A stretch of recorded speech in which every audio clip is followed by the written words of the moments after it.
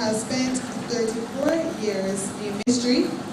He has spent 4 years in the youth ministry of the East Caribbean Conference, and he is now the director of 8 years of the Public Campus Ministries, and he is the father of 3 adult daughters.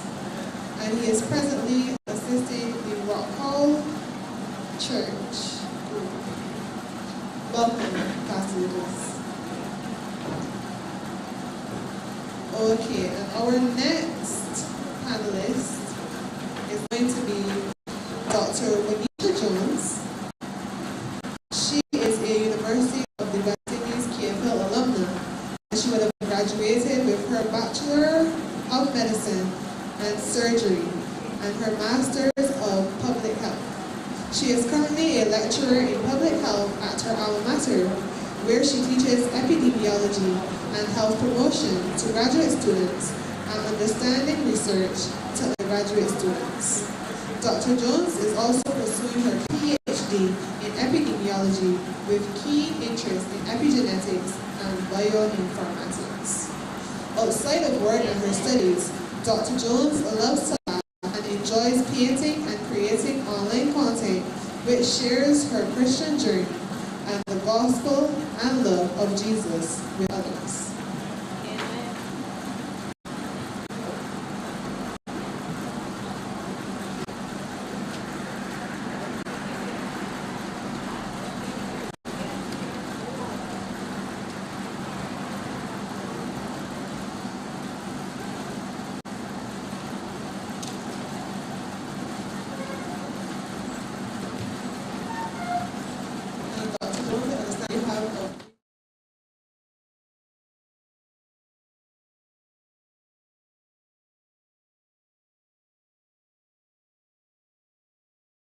Our final panelist is Dr. Patricia Welch.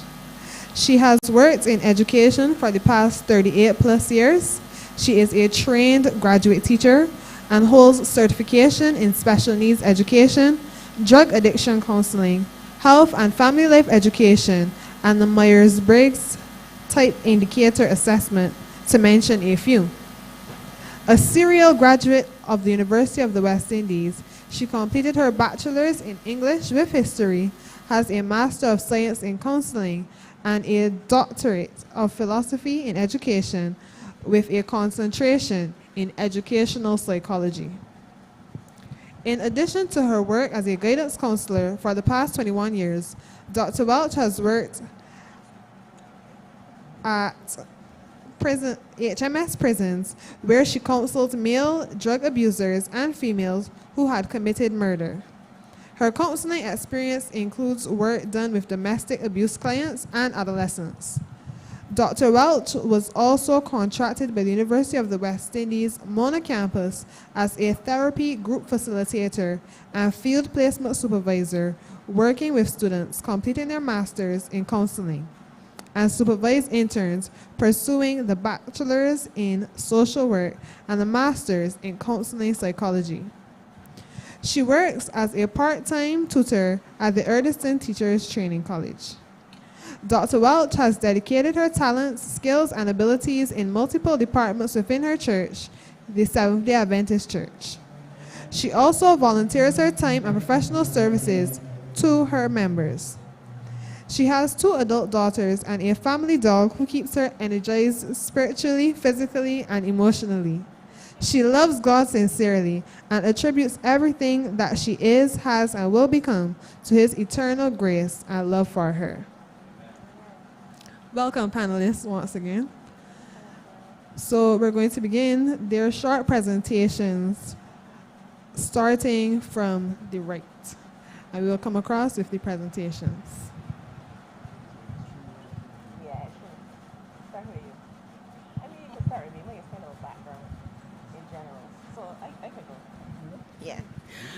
I'll go first. Reason being, mine is looking generally at mental health disorders and how they affect us globally in terms of rates and how they affect us globally in terms of the region. And I think the other presentations might be more specific, potentially, I don't know, to suicide. But this is just in general mental health disorders and so on. and particularly identifying that these are conditions that occur more frequently in the youth. So you'd hear a lot about diabetes, hypertension, strokes, etc.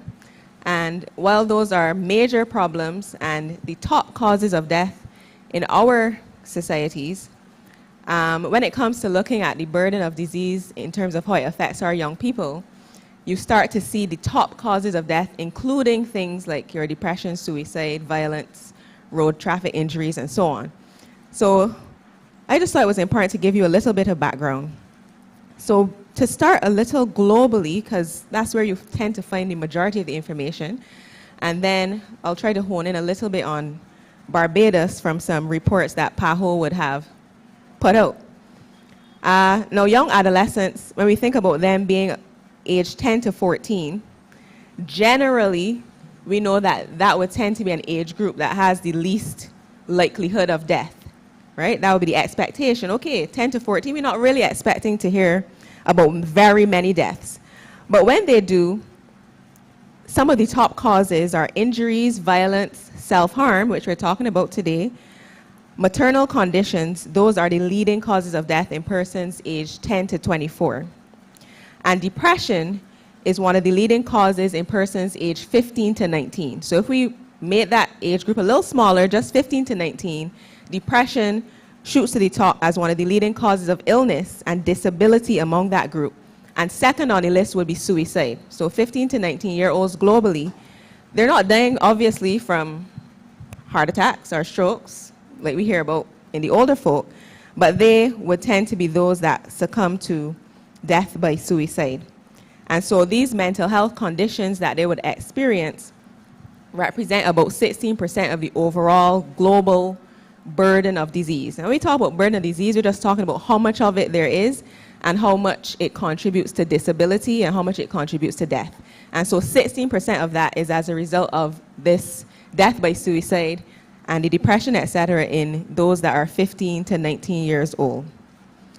Now in Barbados, I found a PAHO study and a UNICEF one. The PAHO study was a little bit older, and it was reporting for the period 2000 to 2013. And for boys, the leading causes of death included the top two being assault, which is homicide, and road traffic injuries. But for girls, when they looked at the top four, yes, it had assault, so violence is up in there, right? That's 2000 to 2013, and that was persons 10 to 24 years old. But then UNICEF put out one in 2021, and it was for individuals 10 to 19 years old. And you had behavior disorders, intimate partner violence disorders on the list, but importantly, you had depressive disorders and anxiety disorders featuring a little bit higher for girls than it did for boys. But that's just to show that this indeed is a very important topic that we're discussing. And oftentimes, these are things that you can recognize by the age of 14, but a lot of the times it's missed, it's undetected, and it's untreated. And so it's important for us to discuss these. Well, everything else is important. This is equally important. So you hear about all the NCDs, but it's about time we talk again a bit more about these diseases really that plague our youth. And so that's pretty much all I wanted to share, that when you look at causes of death and you look at burden of disease and you stratify it by age, then you're able to see that suicide and anxiety disorders, depressive disorders would feature greatly for those who are younger. And then those 10 to 19, their number one cause of death, well, illness is depression, and the second cause is suicide. Okay, good morning. Good afternoon to everybody. I just want to share briefly with you on this topic in terms of the Bible, Christianity, faith. The Bible mentions about 6 people who committed suicide. Among them was Samson. Interestingly, Hebrews 11:32 says to me, "And what shall I say more? For time would fail me to tell of Gideon, of Barak, and of Samson, and Jephthah, of David also, and Samuel, and of the prophets. Hebrews chapter 11 is called the chapter of the giants, all the giants of faith. Samson is mentioned among them.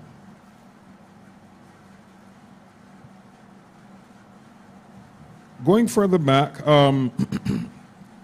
at least maybe even from the beginning of Scripture, remember the story, the account of Cain and Abel, and God, after Cain did what he did, he was asked, "Where is Abel?" And his response was, "Am I my brother's keeper?" The obvious answer was, "Yes, you're your brother's keeper. That's why I asked you."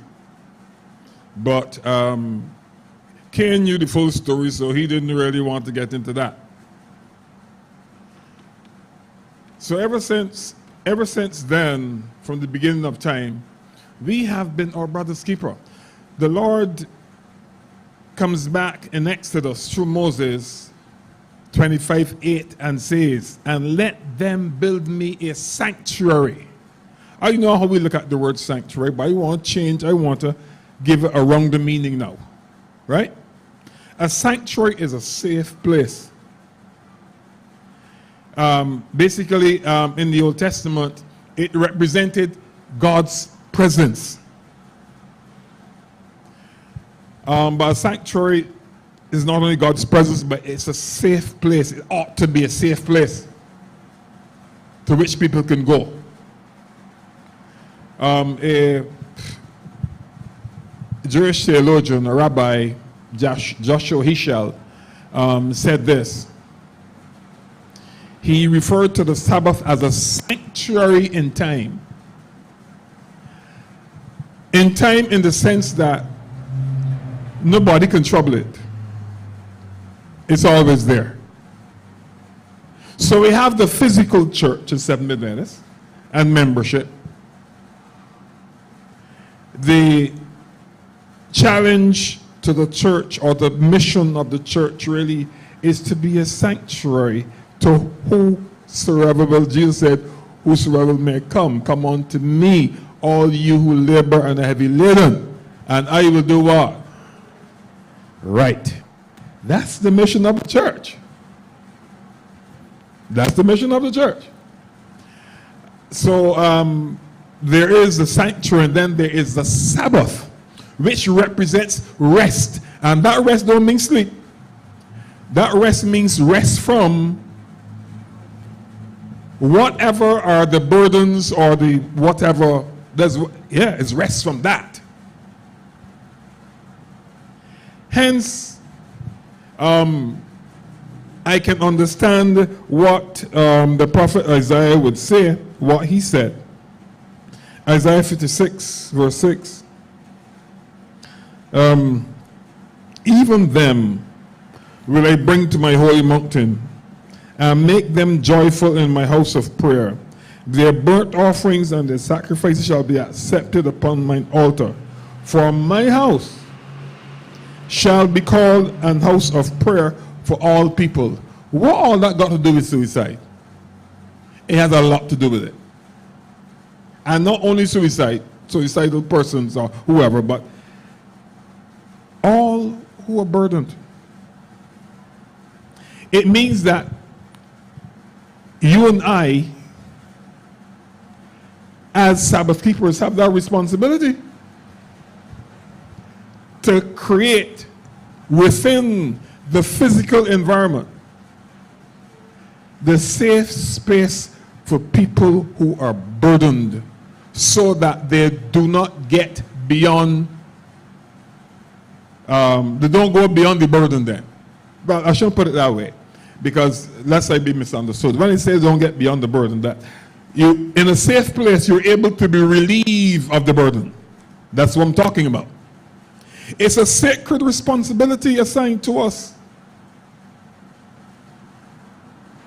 No matter what this is, because as it said before, God himself is present. The sanctuary represented God's presence. And Jesus said, "Come, everybody." So this includes the person who may be having suicidal thoughts. I think they get suicidal thoughts before they get to suicide. And sometimes it can go on for a while. They oftentimes reach out. And if it's one place where people should be able to reach out and know that relief is available, is the church. And this day on which we worship, Sabbath, is a statement. Is a statement. Come, as Jesus said, come, bring your burdens, and I, Jesus, will give you rest. That's my statement.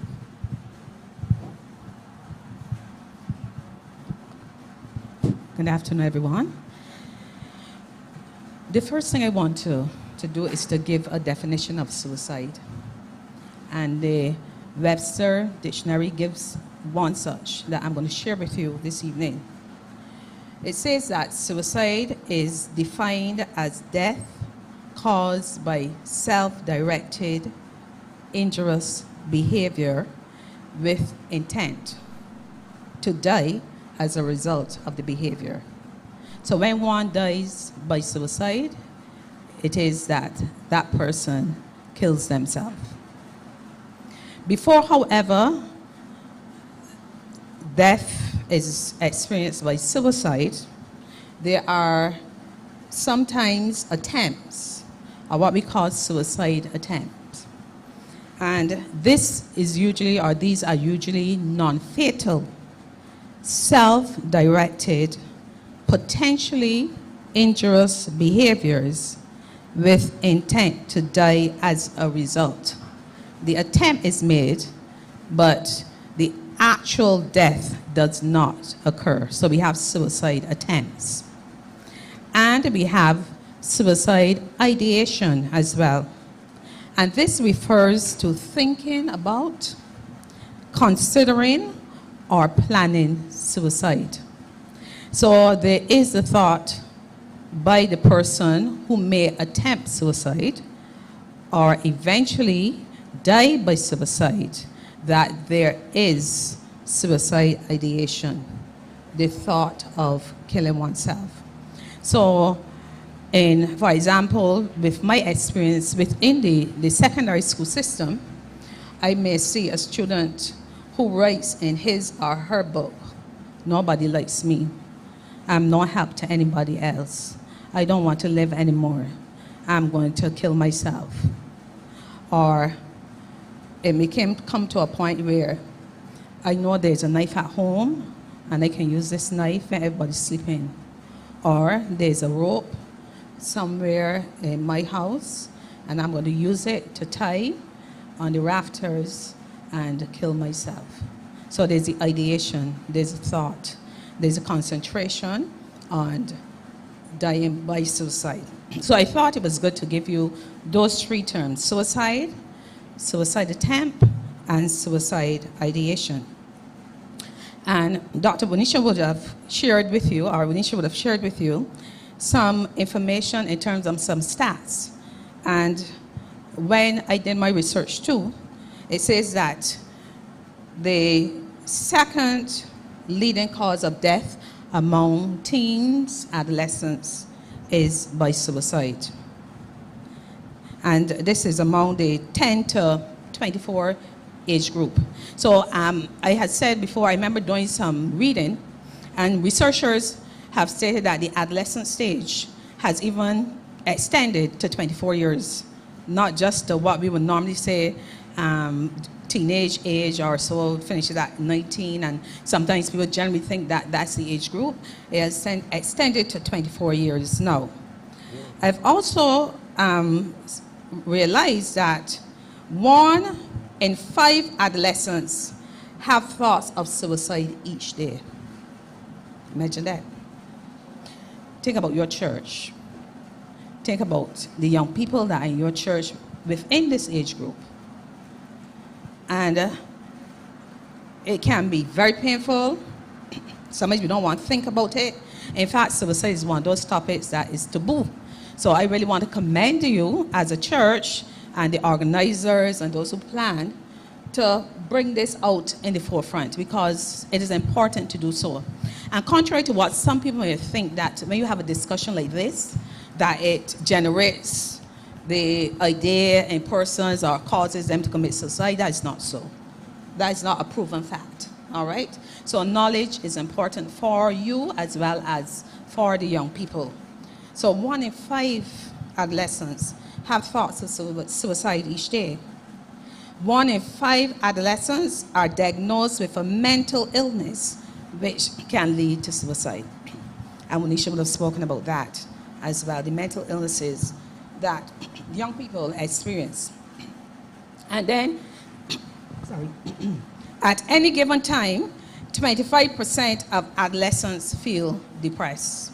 At any given time, 25% of adolescents feel depressed. So what can,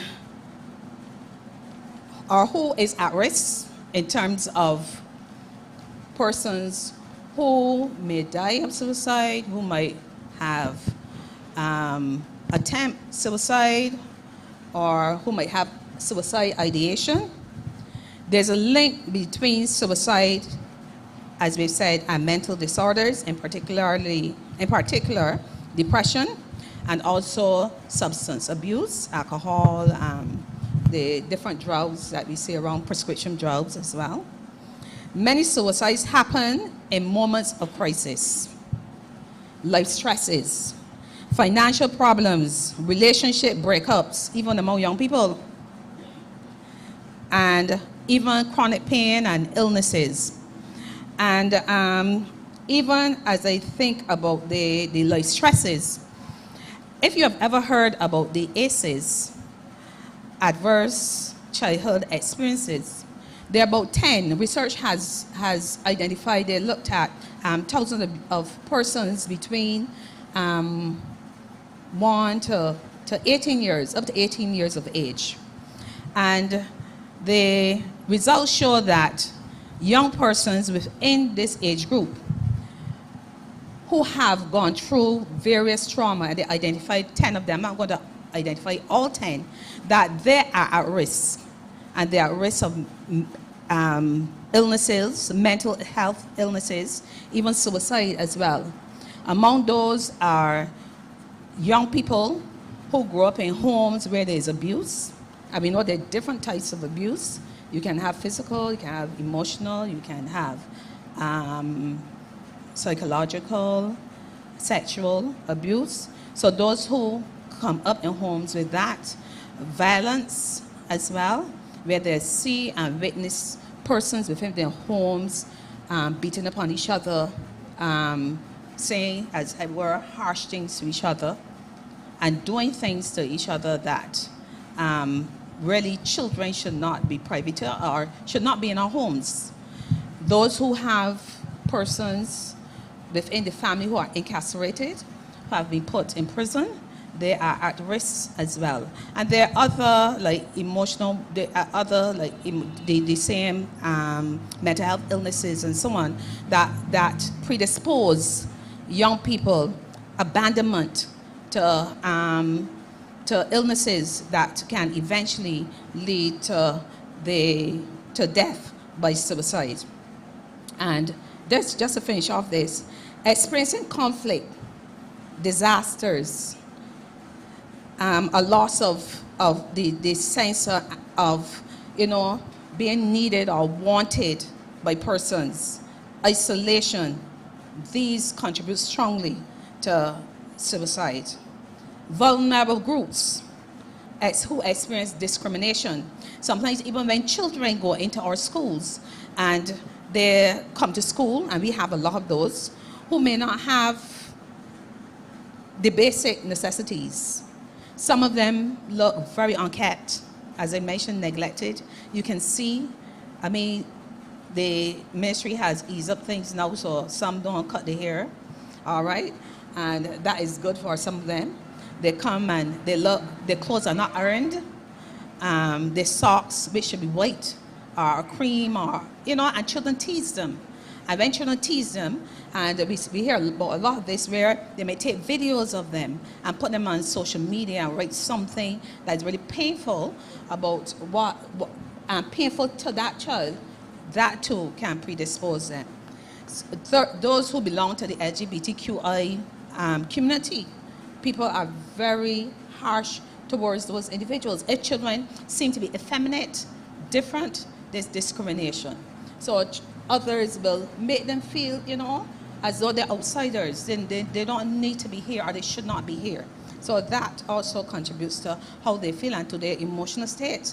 And the strongest risk factor for suicide is a previous suicide attempt.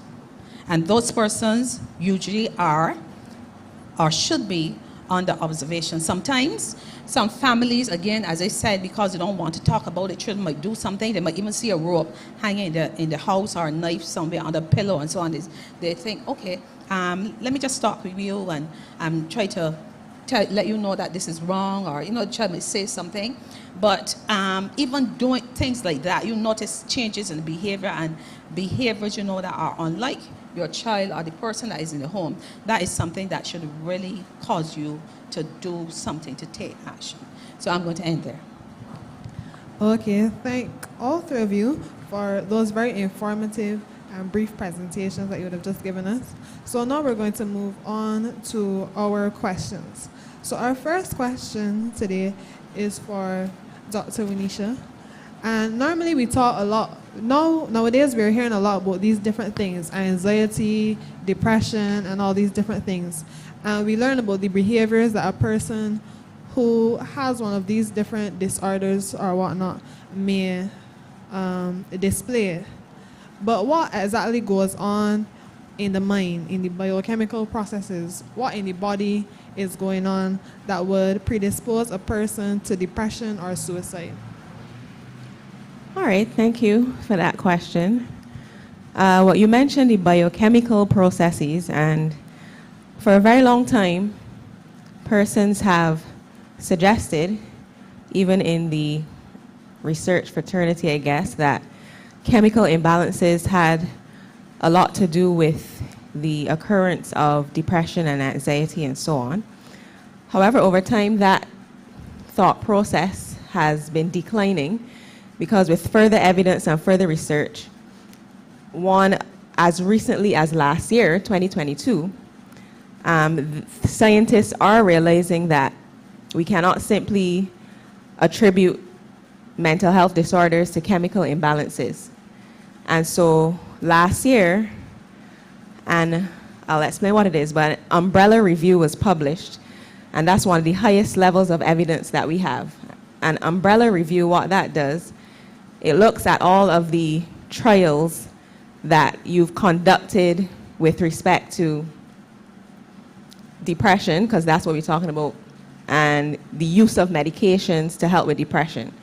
And one of the main medications that we use is to help increase a neurotransmitter or a chemical called serotonin. And so for a while, we had this serotonin hypothesis where we thought that depression was as a result of reduced levels of serotonin.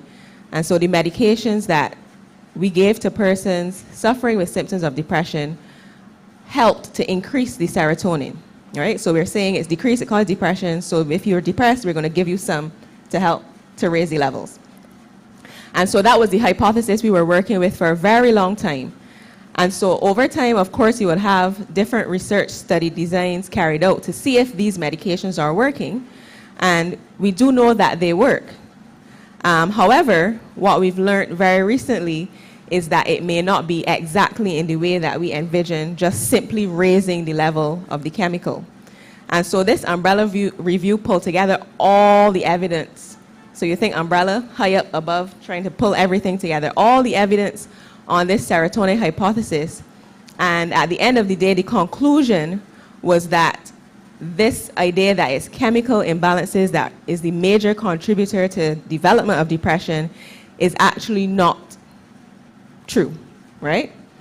And even in articles, they say, well, we need to start alerting the public because everybody still thinks that that's the major thing.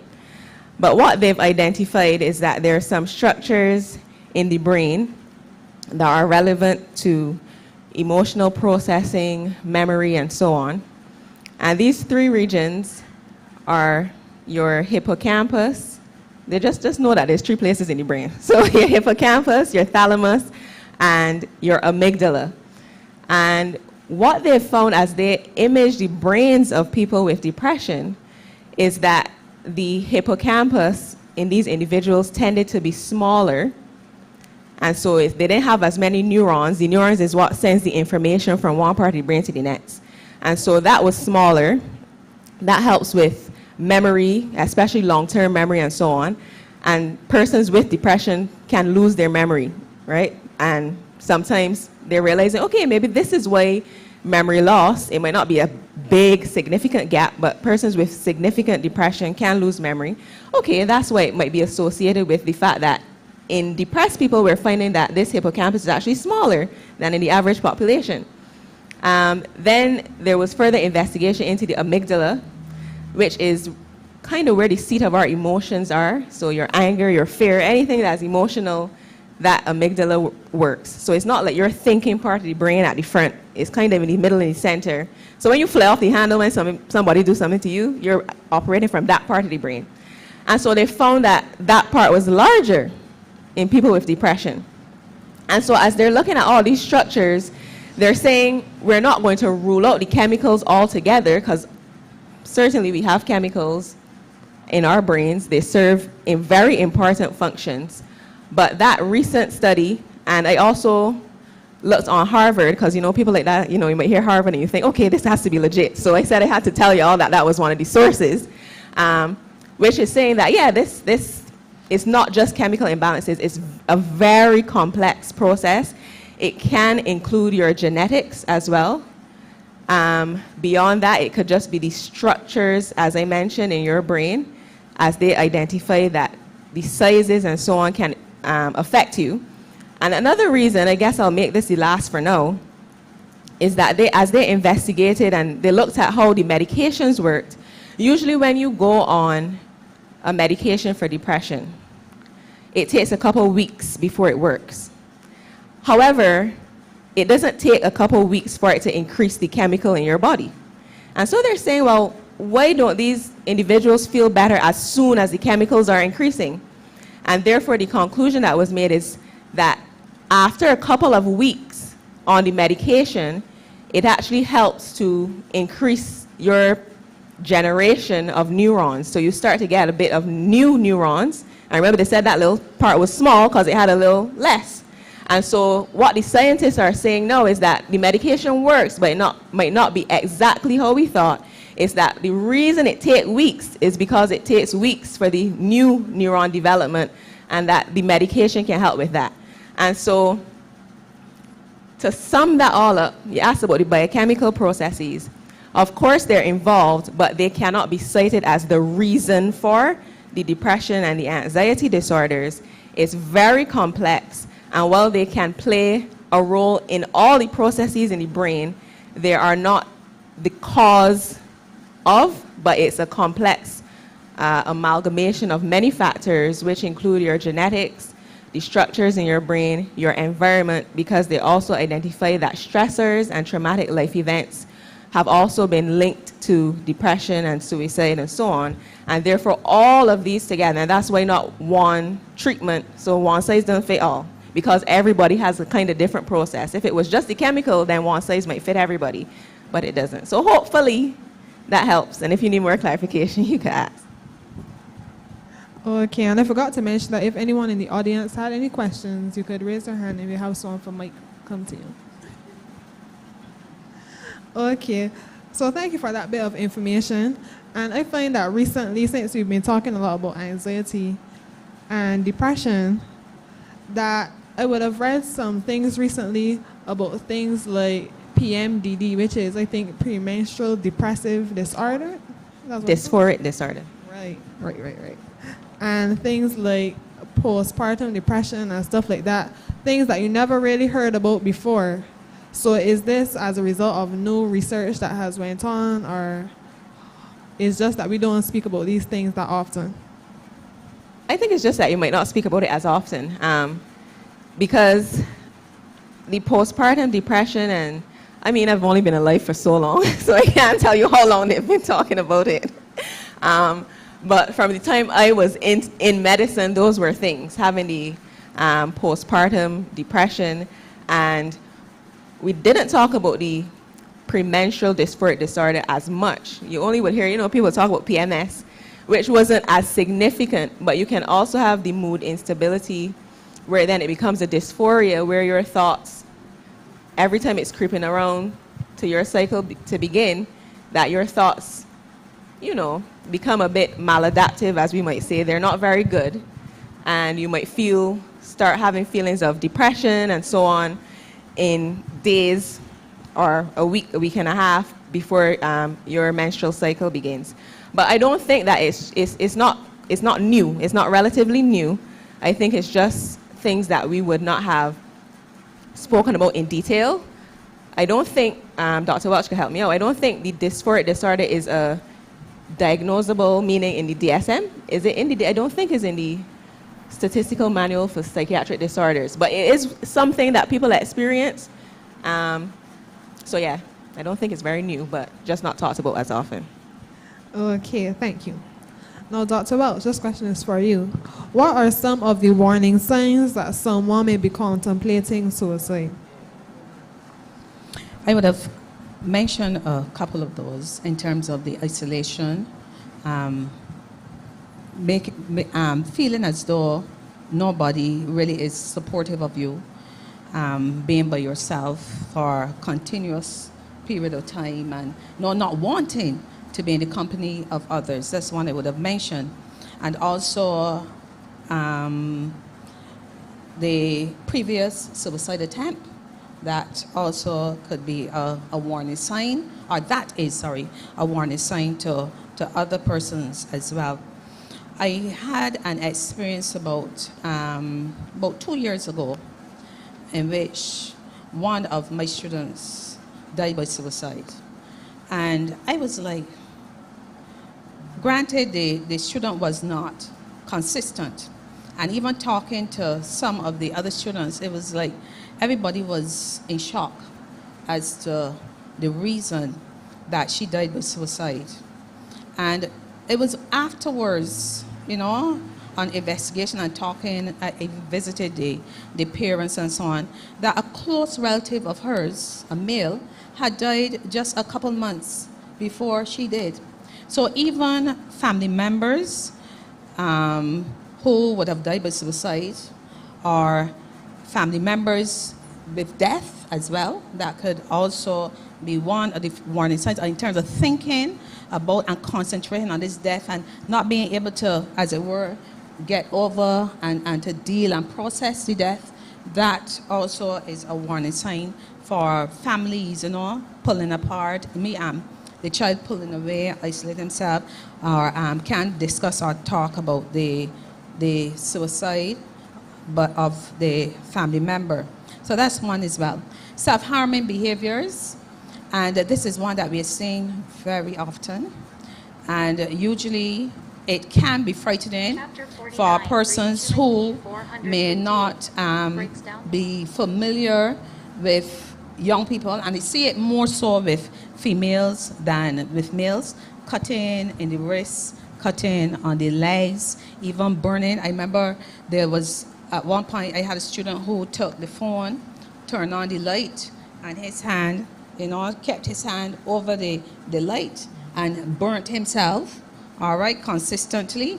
So self-harming behaviors is also a warning sign for you. If you notice that or somebody tell you about it, even if you think about self-harming behaviors, taking the prescription drugs, on a regular basis, or there's some young people I've found, they might be given prescription drugs, tablets, and they're told to use like 1, 3 times a day or, twice a day. And they use them more often because they feel as though, emotionally, mentally, the pain goes beyond the physical to the emotional. And they use the drugs more often to numb or to get that pain, get rid of that pain, all right, or to ease that pain. So that is also a sign that they are at risk, feeling like a burden. And again, I find that teachers are very good at identifying this. And I usually have to say thanks to my colleagues, because there is not every child that will come to me as a guidance counselor. There are 2 of us at the school. I work with the seniors, and my other colleague works with the juniors. But we know that with hundreds of students, they're not going to all have access to us at the same time, and they're not all going to feel comfortable to come to us because they have form teachers. They develop a closer relationship and so on with the form teachers or with their subject teachers and such like. So they go to them and they talk to them. And I usually commend my colleagues, because when they see things in the students' books or the students come and whisper things to them, they will whisper to us. They don't always want to do it because the child say, "Ma'am, I don't want you," or "Sir, I don't want you to tell anybody. I frightened that if you tell the counselor, they're going to send me to a psychiatric hospital, or, they're going to do something." And I will usually tell my colleagues, well, what you have to do, try to empower that child. Tell the child you give them at least about 2 days to a week to come and say something to the counselor. And after that period of time has expired and you have not, I'm compelled to do so.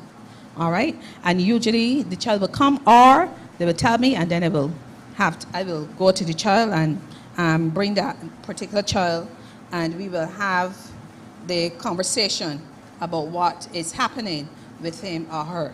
So even in terms of feeling like a burden, and I find that a lot of pressure is put on teenagers, put on young people within the homes. Sometimes deliberately, sometimes not meaningfully by adults, but a lot of pressure are put on our young people. And I want to emphasize here that young people are developing, they're coming into themselves, as it were. And sometimes even when we become adults, it's like we're confused too. We don't know certain things. We ain't sure about certain things. We make some decisions sometimes that are really out of this world that, sometimes put us in jeopardy or put other people in jeopardy. And sometimes we expect children to be perfect and to do things that even we ourselves as adults don't do. And we need to, as it were, ease children. I know there's certain times when you have to, as it were, put a firm hand on children, but at the same time, you need to be there for them, and I caution parents too as well. Be there for your children from conception to death, as it were, because you will always be a parent. If you are 60, 70, and you got a 40 or 50-year-old, they're going to still come to you as a parent. So you will always be a parent. So the young people are developing, as it were. They're trying to find out who they are, what to do, how they fit in to society, in the school, in the church, and there's so many expectations that are required of them. So they can feel as though they're burdensome. Parents will tell them, look, at a certain age, I can't do anything more for you. You need to go outside. You need to go outside, go and work, find money, support yourself. I have a number of people, and I meet even with my colleagues, and I talk to my colleagues as counselors throughout this island. And sometimes children 14, 13, 15, sometimes as young as 12, have to go and find something, whether it's going to wash a car, go and help somebody in the garden, cut grass, or Sunday or so. And they're told, well, you got to support yourself though.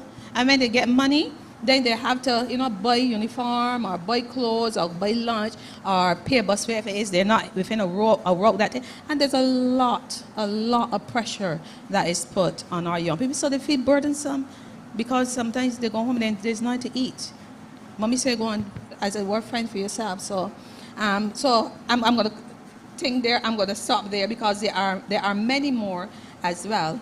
But those ones that I mentioned, the feeling of isolation, attempt suicide, feeling a burden, even the sense of hopelessness, and so on, previous death within the family, even death by suicide itself, are all warning signs you need to be aware of and address.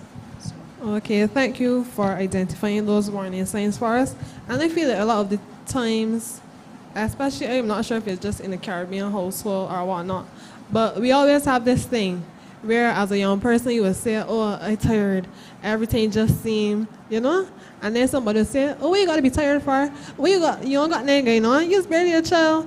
What really could be stressing you? And I feel like sometimes that's very dismissive of the feelings of young persons. I think we have some questions over here. Yes, I have a question for Dr. Winisha. Hope I can answer. Yeah, I think you can. So it is. So you would have mentioned the structure of the brain as it relates to depression. So can the structure of your brain change in a major way over time? And if so, is it possible to do so without medication? So the first part is, can the structure of your brain change over time? Well, short answer is yes. In a variety of different conditions. For example, you have persons with Alzheimer's, I believe. They have certain kinds of deposits in their brain that go on, and they can have shrinking. Even as you age, your brain tends to do a little shrinking, and the sulci, or the grooves of the brain, actually get deeper and things get smaller. So the structure can change. As we mentioned, with increased stress and stressful events that cause lots of emotions, it's found that the size of the amygdala could increase, and then we found that you have decreases in the size of the hippocampus and so on. If I can do other things to make it change, no, I'm not a psychologist, psychiatrist. What's the actual name for the brain? People know? A neurologist. But there are other things you can do. Why? I'll speak about the example I know of. You can change kind of your neural pathways depending on what you emphasize in your thinking. So you can have what we refer to as, your cognitive disorders. Or I don't mean to say disorders, but when you have issues with the way you think, and you have this particular pathway, and when A happens, your brain automatically goes to B, automatically goes to C, because that's something you continually perpetuate over and over. And so you have these cognitive distortions, not disorders, cognitive distortions that are negative, where you continuously think in a negative way, and that's how your brain is wired. But the reason psychologists do cognitive behavioral therapy is because it is well studied, really, so it's not just thought, that as you change your thoughts, you can actually change the way that your brain is wired. And so they would encourage, during their cognitive behavioral therapy, their patients to, for example, a cognitive distortion that you might have. I'm like, what's a negative thought? It's not that I don't have any. I can't say the first one that comes, because then you say, oh, that's a thought she's got all the time. No, but something a negative cognitive distortion that you can have. You could always have thoughts that come up, maybe that say, I can't even get this done, I'm not good enough. I don't know why they ask me, because I'm an expert in this, I can't do this. So your first thing is to say, that's your thought. You don't even say, oh, loud. Your brain, you know how they have the Kermit without the hood and then the other Kermit? So then you have the you in the hood saying, you're not even good at that, right? And it just comes into your head. No, with the cognitive behavioral therapy, what happens is sometimes people think that their thoughts are them. So just because it happened in your brain, well, that it has to be true. It has to be me. But what they try to teach persons is to distance themselves it's something that you have to work on from your thought. And the way they teach them to do it is, when you get the thought, you acknowledge it. You say, I notice I'm thinking that. So no, it's not you. It's that there's this thought, and I notice that I'm thinking it. And so they say you always have to name it to tame it. And then you also don't judge yourself. Right? So when you get the thoughts, you don't say, so after you name it to tame it, you don't be like, can't believe I think this here again. That is a real. So you have to name it to tame it. You have to not judge yourself, and there's so many other things that they teach you, but the reason they do it, and this cognitive behavioral therapy is, it really does work if you spend enough time with it, because you can rewire the way that you think, which in essence is a structural change, because you're kind of changing the pathways and the neuroplasticity, the fact that you can grow new pathways and old ones if you don't use them as much could die off. So that's as much as I can say on that bit. Okay, so as I always used to do at school, I would watch a lot of TV, right? And some of the things that I would see, I would relate it back to what is being said. So for example, one of them would be, I had watched this picture where this girl was depressed. She does not have a history of it, but I would say that her life, the things that she experienced, are not really so experienced because her mother sheltered her from a lot of stuff. But when she found out, I think that she started to harm herself. So she used to light herself just the same way how you would say she would pull down the pants and burn her skin, some part of her skin, and never showed it. And that's something that I didn't even know people do, like burn themselves, right? I know you would try to do other little things like cut yourself, stuff like that, but I didn't know about the burning. But my real question is, how do you identify someone who is depressed that seems genuinely happy? Like, couple people died that I know about. One went to school with me. This guy never seemed upset or angry, always bubbly, always singing, and then the next day we heard that he hanged himself. And you don't see it. You said that you see warning signs, and I get that, but how do you identify someone that is behaving like that could possibly be depressed? How would you identify that? And that's an excellent question. It's not easy. Twitch. Yeah. Twitch. When I heard about Twitch's death, that one stunned me as well. I am still trying to read to see if I can catch a glimpse of, me some information in terms of that would help me, because what was out there and what was seen is this person that seemed to all have it all together, all right? And even that within itself, can be a warning sign. All right, persons that seem always happy, as it were. Sometimes it causes me to want to say, can I have a conversation with you? You might not want to, but me, knowing what I do, I would ask for a conversation with that person, all right? It is not easy. It's not easy. You will have to, as it were, be looking for something. You will have to maybe be close or intimately associated with that person in terms of even being in the home, because you're saying something just there because you are in seeing that person's school time, school hours, or whatever. But what is happening in the home? What's happening when that person is by themselves? I think one of the things that came out about Twitch prior to his death is that he did this video, and then he was talking about the black people and what was happening with the black people in the world, and he recapped about Floyd and the other persons who were killed, and and he wanted to know, it's like, what is life? How can we fix this thing? What can be done to help this particular race? And that is the only evidence I have so far in terms of he might have been thinking about this before and felt some hopelessness, that although he is involved in all these activities and he seemingly is out there and trying, that his life seemed not to have made any impact to help these individuals who were killed and black people of themselves who were killed. That's the only conclusion I could come from this stance here, but I haven't, as it were, as being intimately associated with him. But sometimes that air of everything being perfect and life being happy and jovial and so on, and that is what we see, can sometimes be misleading, because persons are manic depressive too. Persons can show you everything fun and jolly and so on, and then when they're by themselves, different person, they go into a depressive state. So maybe that might have been, I can't say.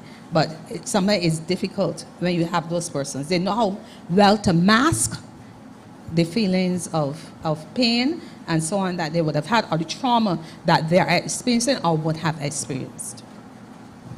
And this is not to answer the question, but based on what you said, it made me think that that's why conversations like these ones are important to have, and trying to reduce the stigma around mental health disorders, because then persons would not feel a way to come and disclose it to someone, or to say and be transparent, well, this is how I'm feeling now, or this is what's going on.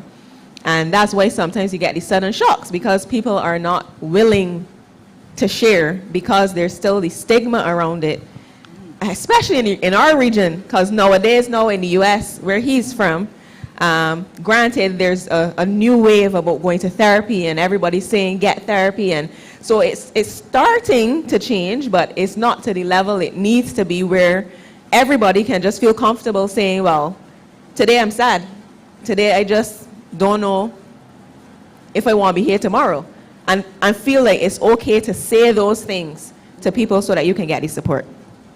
I guess also I mentioned about the church being a safe place.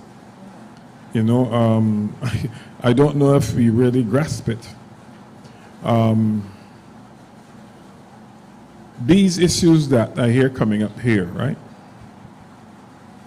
One of the key things about the church is not just to assemble and sing whatever else, which is good, but fellowship. Fellowship. Because of what we do as a church, Seventh Adventist, we go look and baptize people and bring them in and whatever.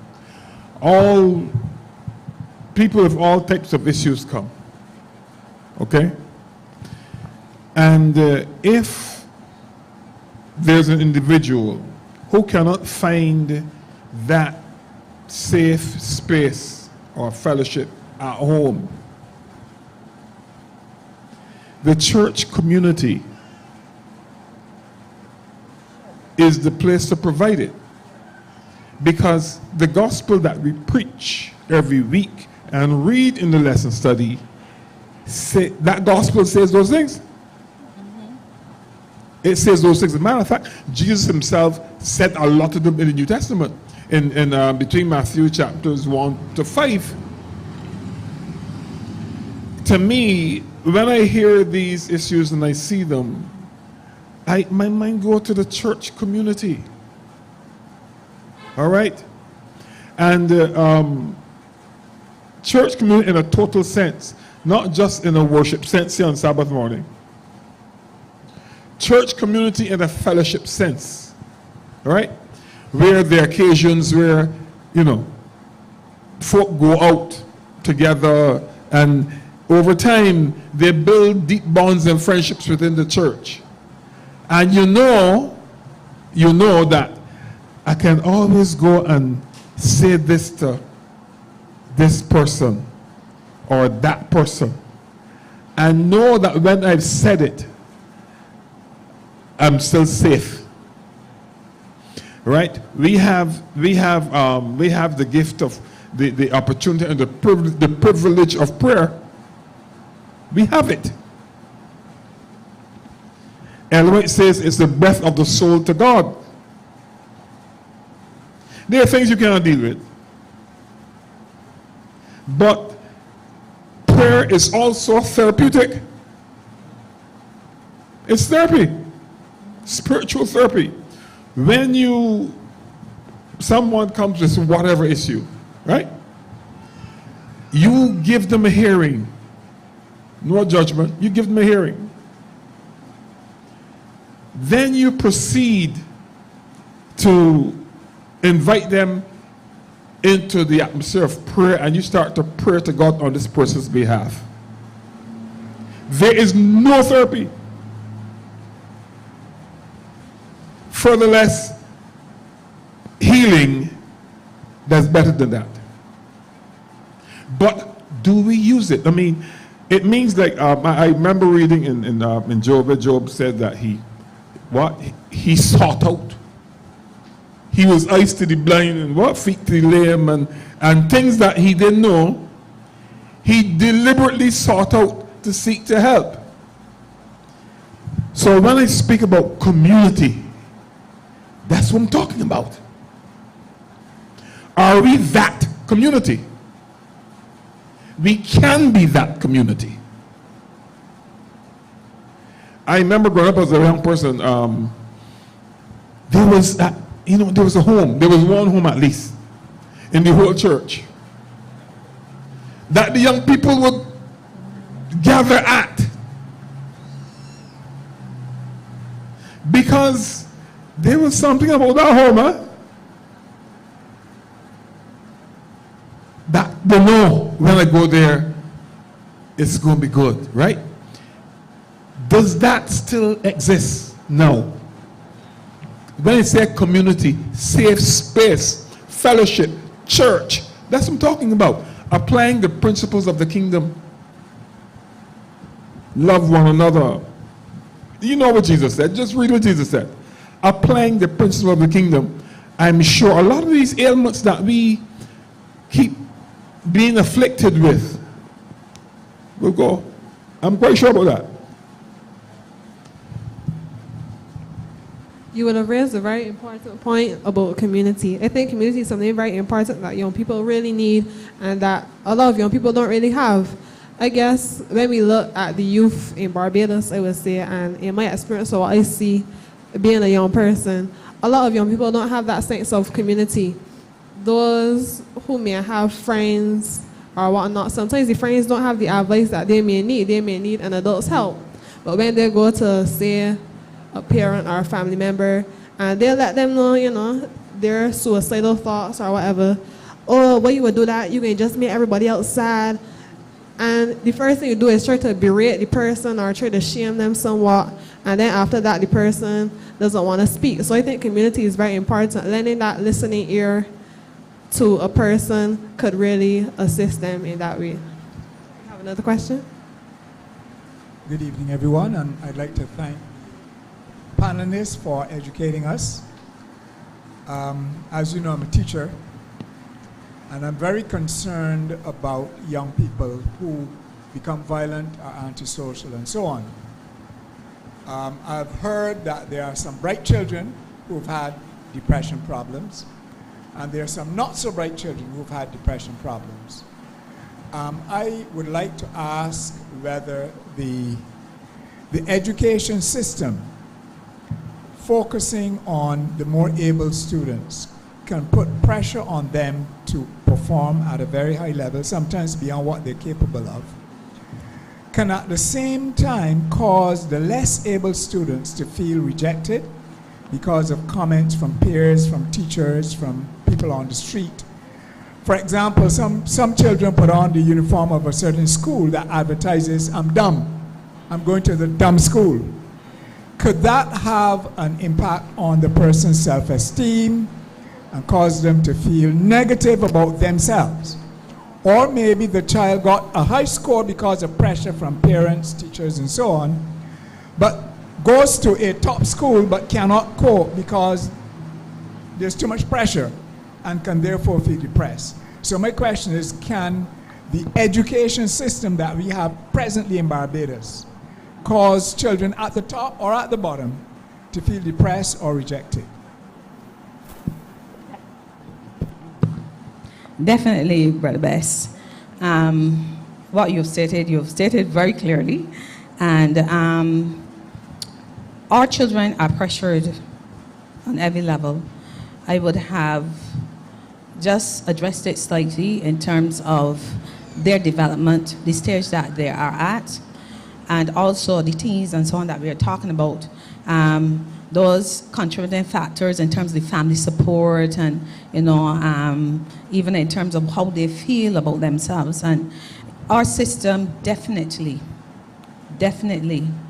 has hurt a lot of our children. I work at one of the schools that you would consider at the bottom. And I am a proud alumni of that same school that I work at. All right. you have, our children need support.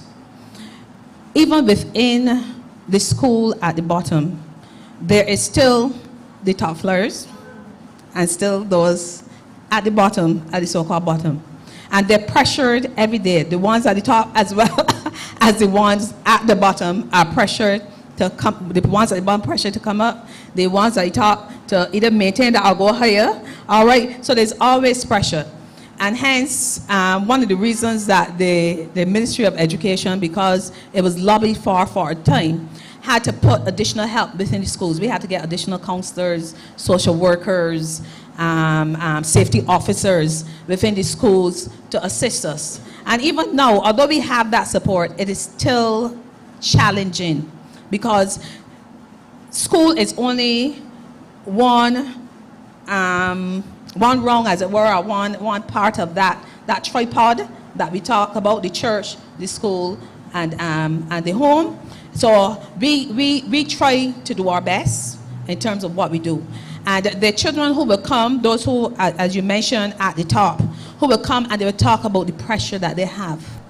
In fact, we had to take a decision at our school that our children will do a maximum of 5 CSCs at any given time. Not 9 or 10 or whatever, a maximum. And those are just a few that will do that based on the students that we have.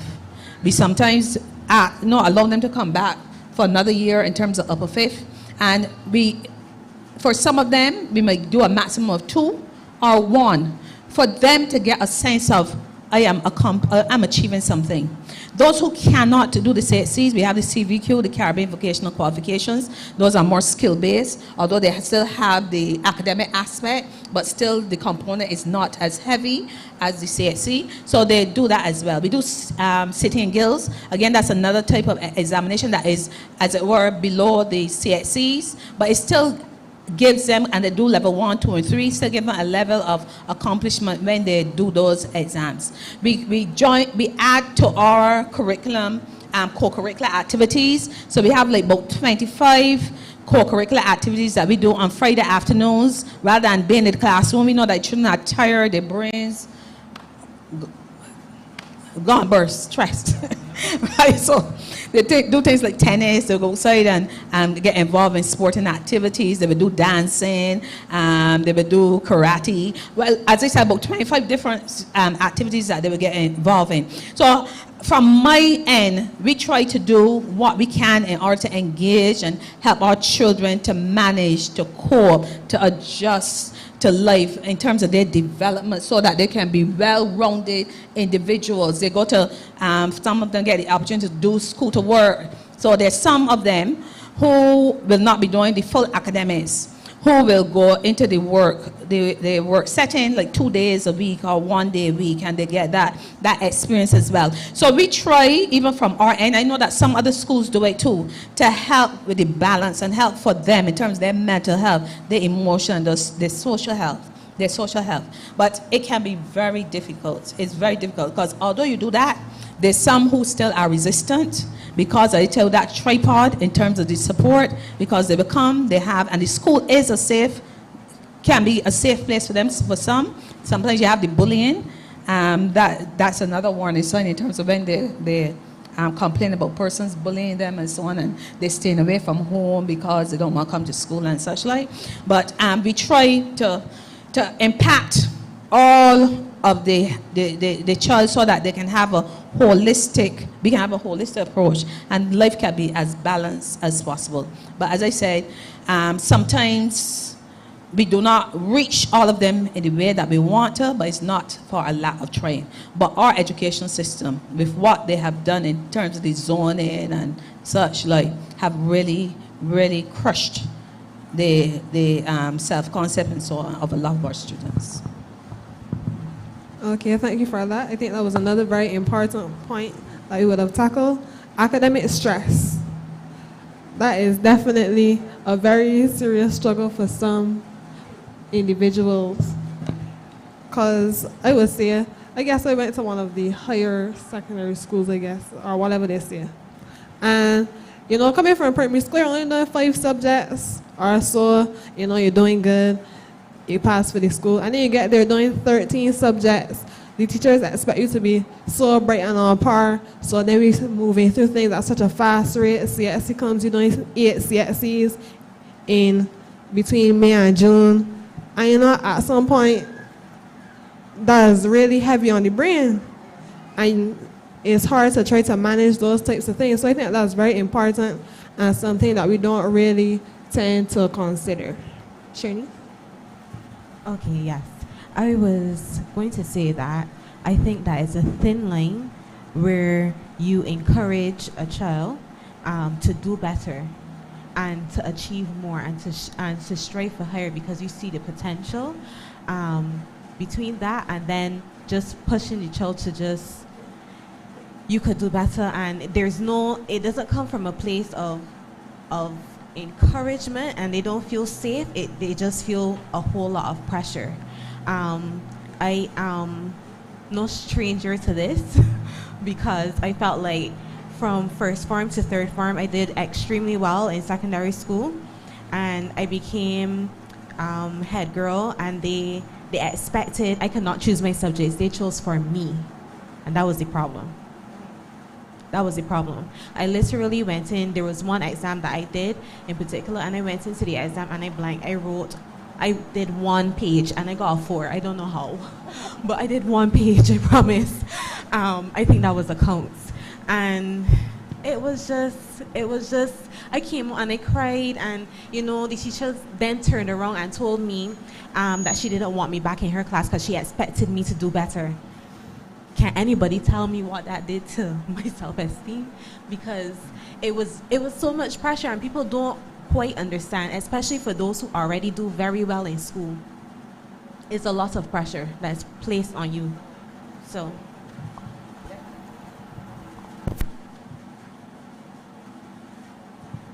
Okay. Following that, I have one comment and one question for Pastor Lucas. So I think this type of behavior where you put an enormous amount of pressure on students is very prevalent in Asia. And I've seen that. I've lived in China for 2 years, and I can recall an instance to you where there was a mother and son sitting in a restaurant. And I could understand a little bit of Chinese, but basically she was berating him because she was like, you got to do better. You go to university in America. Why don't you do better? And she's berating this boy just because he is not meeting her standard. And a lot of them can't take the pressure. A lot of them commit suicide because all around. And not only that too, because in China, we have national insurance, right? In China is not really a country that secures its citizens in that way. So even from an early age, children know that you got to take care of your parents and that they're depending on you. You are their ticket. So they have an enormous amount of pressure placed on them, right? Question I have for you, Pastor Lucas. I think all of us here think this way. So is it reasonable to assume that if a person dies as a result of a suicide attempt that they cannot make it to heaven? It's wrong to assume that. I wouldn't even use the word reasonable. It's wrong. We do not understand the things that people go through that drive them to do whatever. We don't. But hallelujah, God does. And hallelujah, God is the one who makes that call. None of us.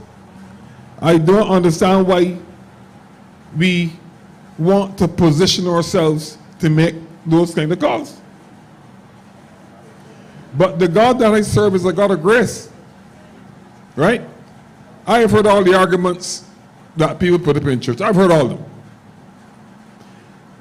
They do not stand up to what the gospel is about. And God is the one who controls that. So if any decision is to be made about lost or saved, it in me, it can't be you, and it in nobody else. That is as much as I will say. Good afternoon, everyone.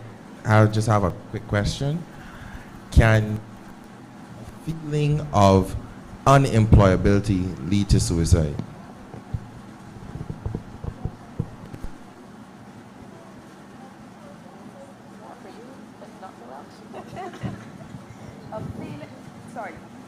A feeling? Well, a state, so to speak. Let me see if I can explain it a little better. You have gone to school, you have qualifications, yet you're still unemployed for some reason. Can that lead to suicide? You become depressed. Definitely. If you go to the length of being depressed, all right, and you remain in that state, and you have the ideation and you attempt and you can, that can happen. I remember in the early stages of the pandemic, keeping my ears glued to the radio and so on, there was, I think it was in America, where a family, a male, lost his job. I think he was like high-end, worked high-end job and so on. He killed his family, and then he died by suicide, because it's as though he lost everything, and he felt again that sense of hopelessness, as though there's nothing really for me. I'm no use. What's my purpose for being here? Nothing is happening in my life that is meaningful, you know. So you get in that state of depression where you don't want to see nobody, you don't want to hear nobody. You feel as though life would be better without you, you know. So if you go into a state of depression and you remain in there for 6 months or so and continuing, and such as you say, for a lengthy period of time, and there is no intervention, eventually that can happen. Definitely. Okay. So recently there would have been some talk about things like assisted suicide.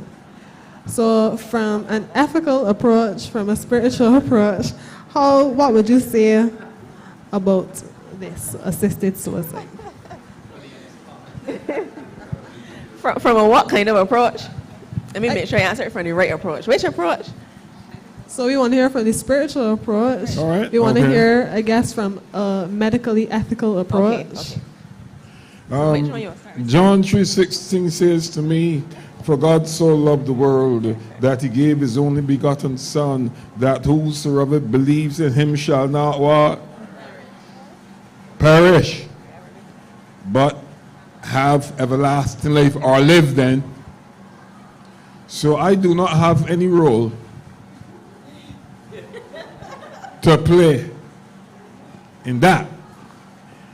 If someone approaches me with such a thing, I understand that they have some problems.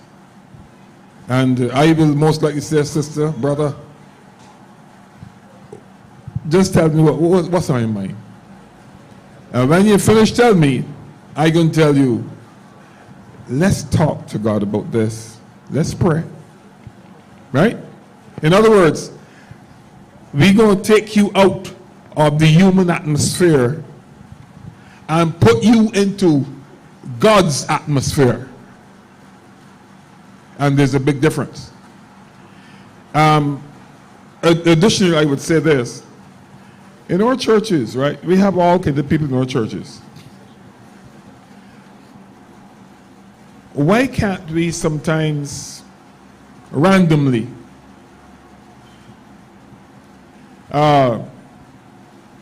as a family, invite one or two young people, hey, come home with us on Sabbath and have some lunch with us.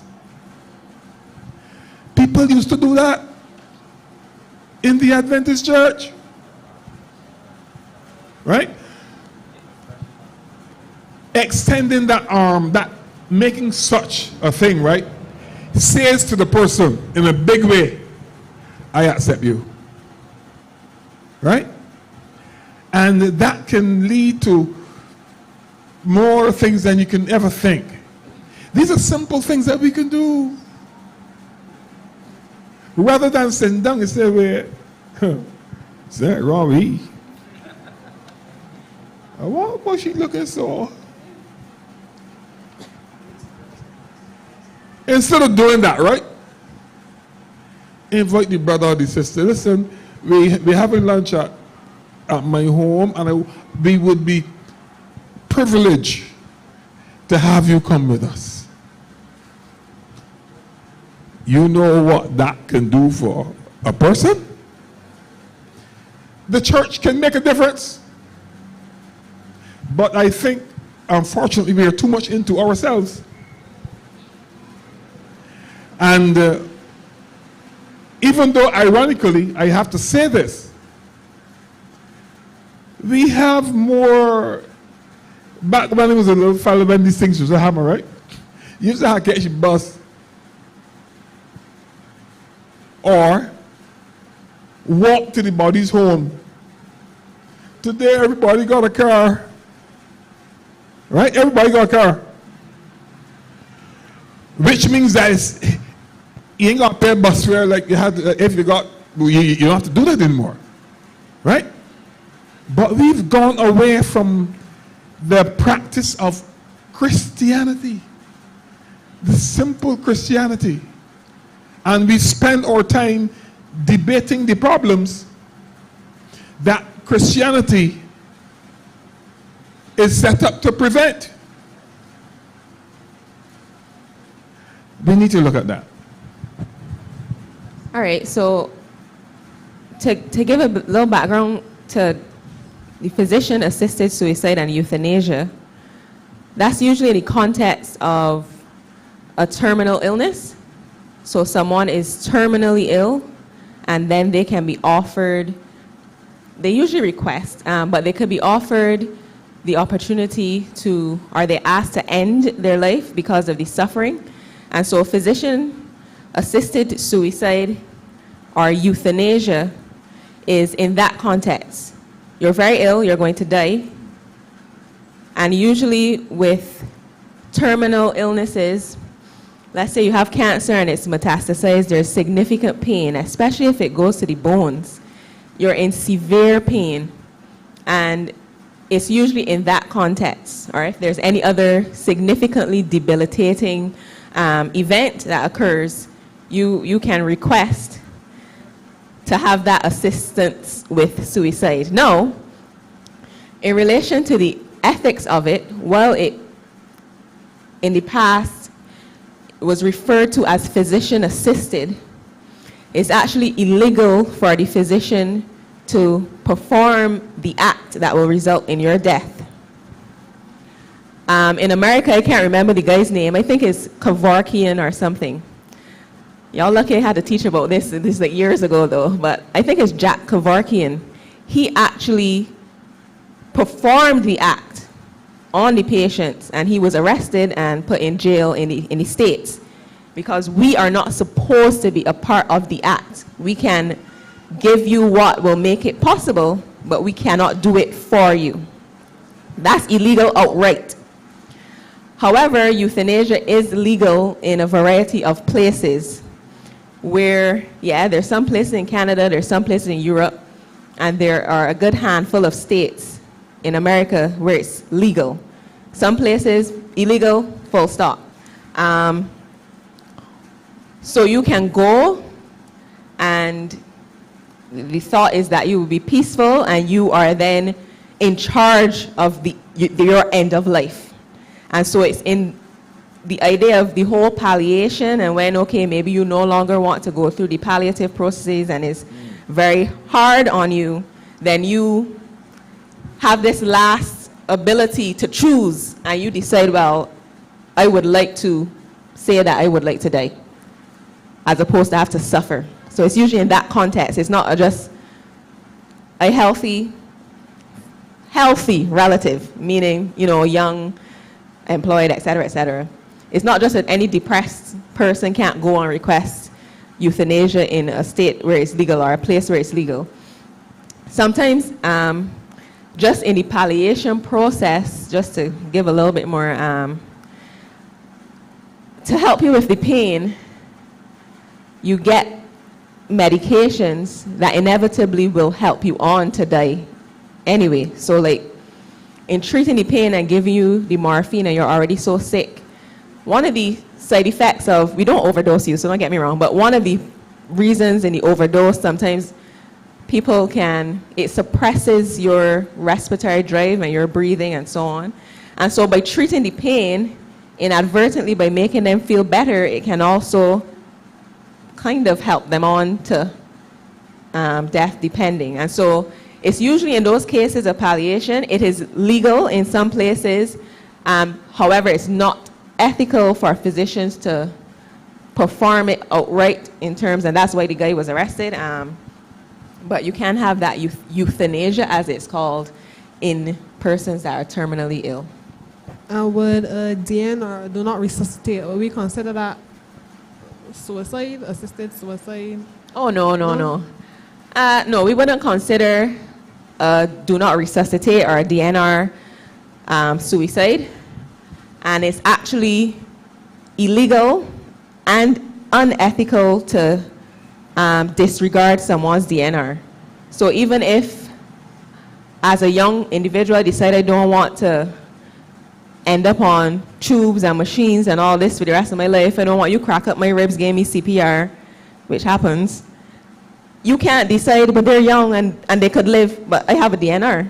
And so then you as the physician could get in trouble for resuscitating an individual that has a DNR. So usually those decisions are not made in light of, I want to die because I'm suicidal. They're usually made, one, either if you have a debilitating illness. Some people just say, they sign the DNR and say, well,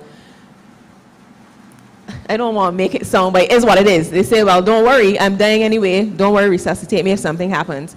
But then there's some individuals who maybe don't want to be, if they're significantly injured, for you to go to extraordinary measures. And so if they don't want those extraordinary measures, that might mean a long time living on a ventilator and all these things, they may also have a DNR. Okay, thank you for that. Now, in closing, for our last question, I'm going to ask each of our panelists to tell us in 30 seconds, what would you say to someone who is potentially sitting in the audience who is considering suicide? We're going to start with Dr. Welch, then Dr. Jones, and we're going to end with Pastor Lucas. What would you tell someone who is potentially considering suicide? One thing that is required of me is to ask, what is your plan of suicide? Again, some people might think that this is not the right thing, but usually if there is any doubt in terms of a person who is suicidal, ask for the plan. Because that plan, based on what they are saying, may be one that I need to contact someone so that they can, like the child guidance clinic in terms of our students, the child guidance clinic, and ask for the child to be admitted and for observation. All right? And from there, there's some who may say that they want to kill themselves. In many cases, there's some who want to say that they want to kill themselves, but on investigation, when we have a conversation and so on, it's not that they want to kill themselves, but because of the stresses, because of the anxieties, because of pain and some confusion that they're experiencing and what they're going through, then that is something that they revert to, all right, in terms of wanting to hurt themselves. Even sometimes young people that self-harm, there's something called suicidal, non-suicidal self-harming behavior. It is not meant for them to kill themselves, all right, or to die by suicide, but it is because they want help.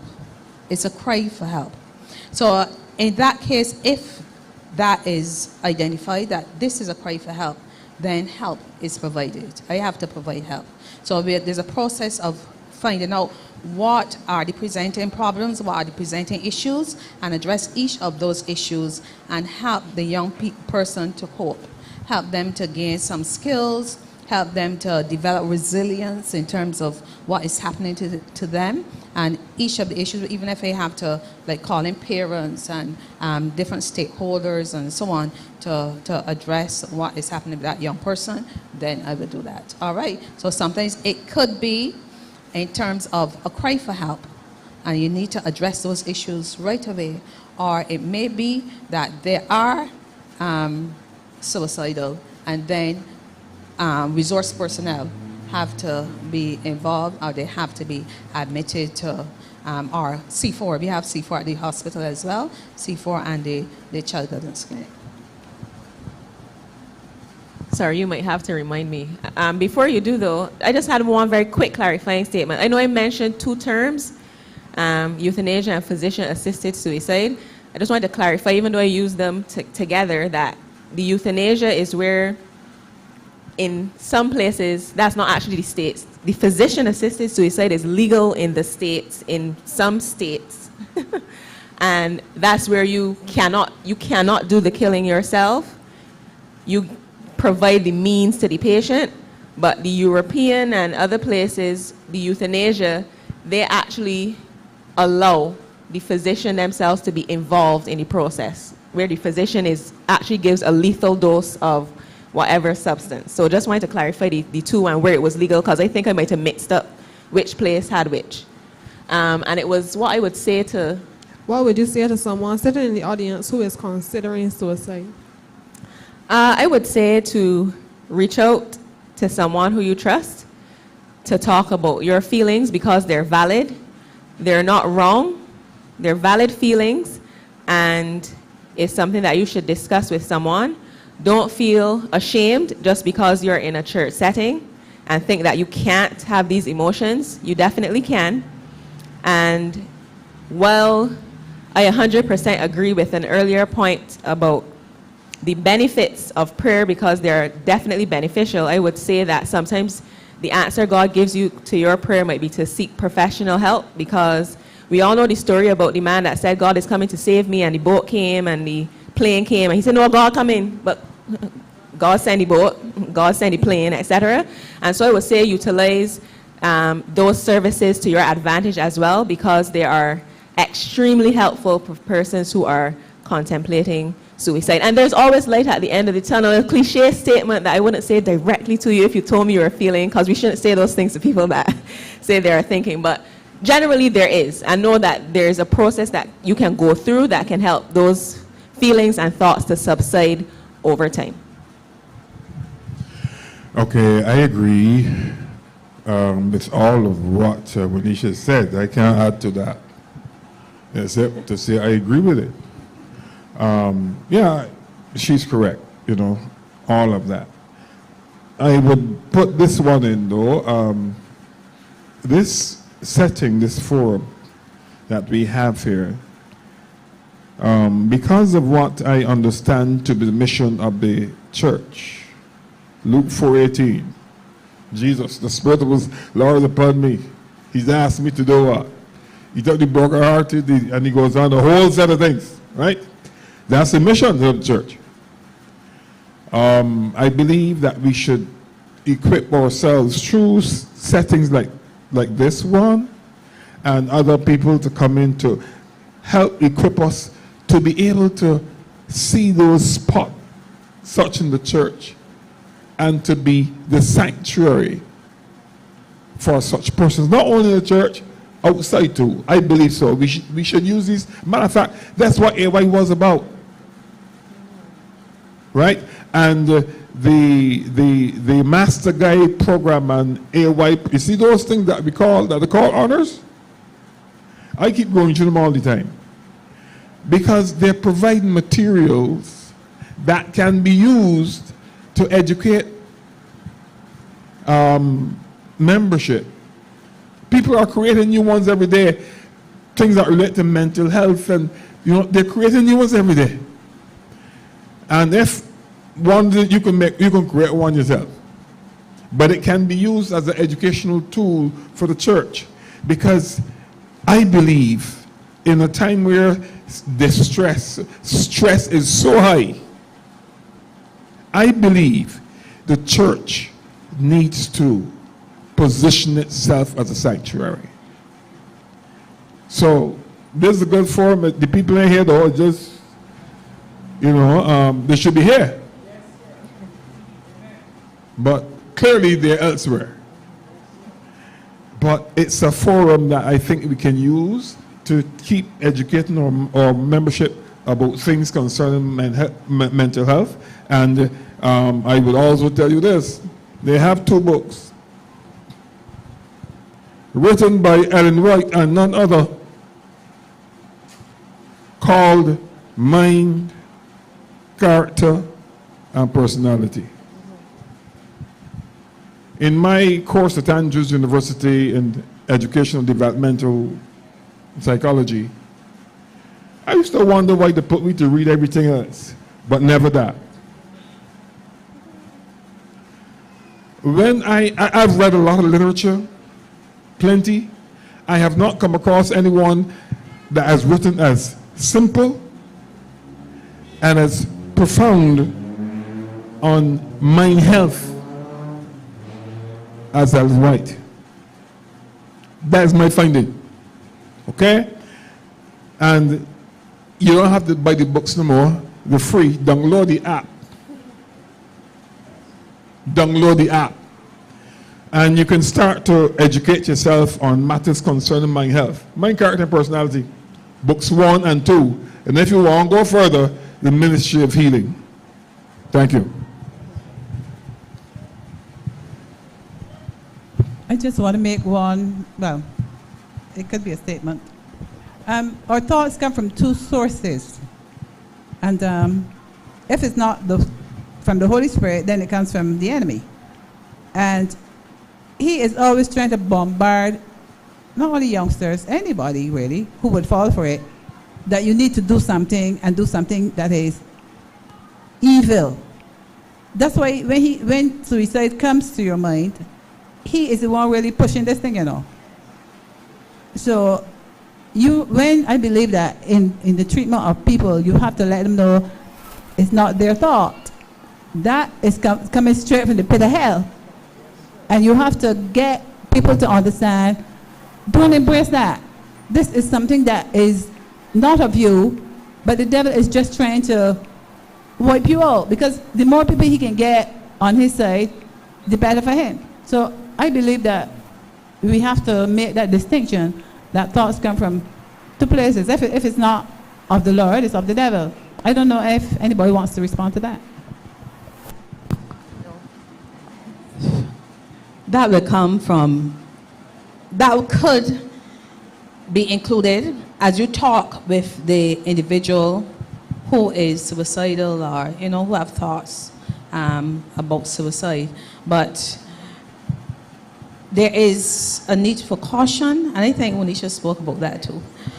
There's a need for caution when you, as it were, push religion at persons and try to, because something, it can cause them to feel guilty. It can cause them to feel guilty. It can cause them to feel as though, they never did have a relationship with God. And but I mean in terms of you talking about God and being, so you have to be careful. Professionally, but even coming from that end, we may be aware that anything that is outside of what is good and pure and honorable is not of God. Be aware of that. But when you are approaching it from a point of view where you want to help an individual, it is not the best thing to put there in the forefront. You need to find out exactly what is happening then first. It may come in as you go along, all right, but not as a first resort or so. Maybe a first approach. Yes, right. But be aware of that as Christians. That's correct.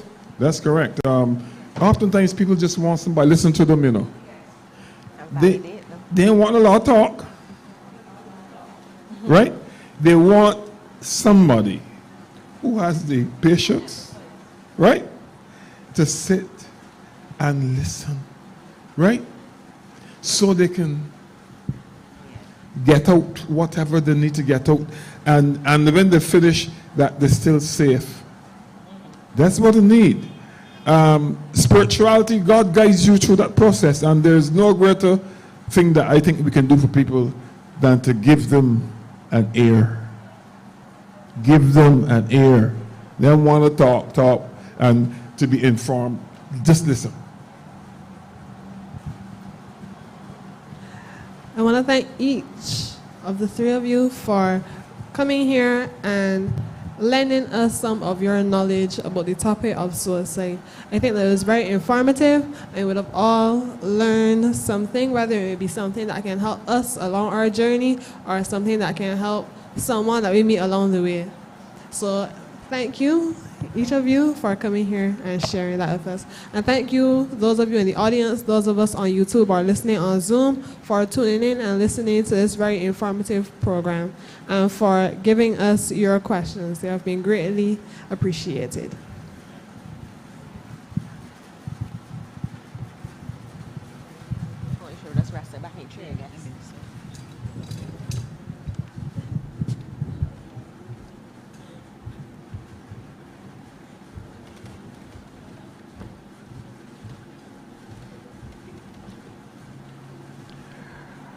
Good night, church. Our Vespers this evening will be in the form of a short poem. The poem is entitled From Darkness to Light. The light of life, so small, so far, too far for the weary heart. When rest of sleep does fall, the shattered pieces fall apart. Can a remedy be found at all? Can a joining ever take place? Are these pieces destined to remain broken? Is there no hope for amend? Will darkness forever descend? Will day never break with the ice and frost always stay? Will the spring never come again? And will the broken and the broken never be made men? Faith says yes, the mender can fix. He can cast the ice and frost away and bring spring again. He can save the most hopeless case. He can set you free and fix your broken heart and wake you from death's cold sleep.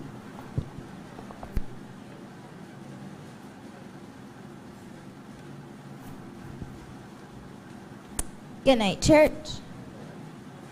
Can we bow our heads for prayer?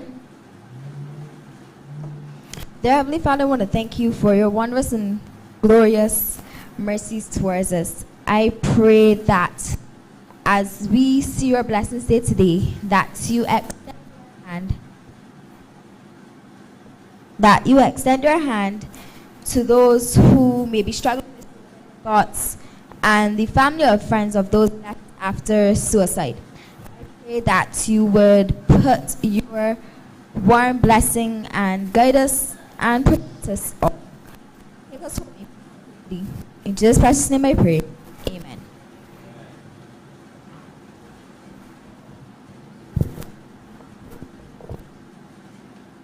All right, everyone, thank you so much. That brings us to the end of our program today. I just want to make two quick AOA announcements, and that is that next week, Friday night, we'll be having a rap session here in person at the church. All are invited. It's entitled Identity Crisis. It's part of the Family Life Week of programs. And we'll be talking about transgender and people identifying as non-binary and all these other things.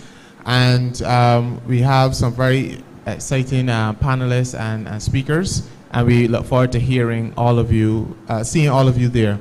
The week after that, on the 25th, of February, we are going to Moriah SDA to have a joint program with them at Moriah SDA. So if you're interested in going and want transportation, we can talk. Just message me or speak to me afterwards, and we will arrange something.